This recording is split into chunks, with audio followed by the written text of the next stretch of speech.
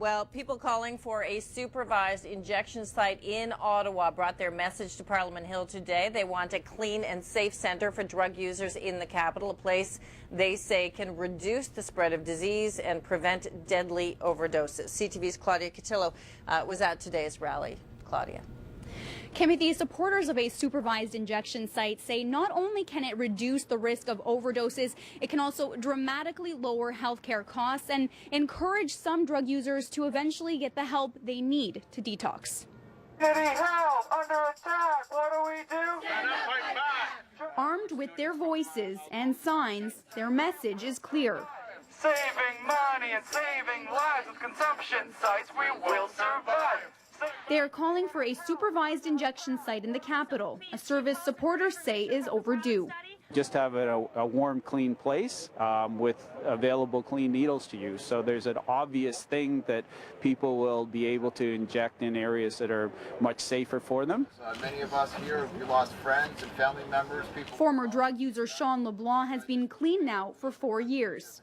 It took me a long time to even be able to get needles, clean needles and stuff like that. If there was a supervised injection site, I would have been able to access those services years earlier and, probably would have stopped my addiction that much sooner too.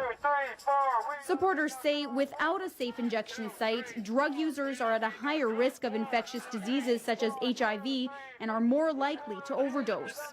We see them there on the streets using, and it's not safe for them. They're shooting up in the bathrooms and they're not supervised, and it's so easy for us to lose somebody. A safe injection site has already existed in Vancouver for more than 10 years. Sites are also planned in Montreal, and Toronto's Board of Health has come out in support of a pilot site in that city. Ottawa Public Health says there could be a role for a supervised injection site here, but it has no plans to open one. We really want to hear more what's being proposed and what kind of approach is being recommended here in Ottawa before we make a position.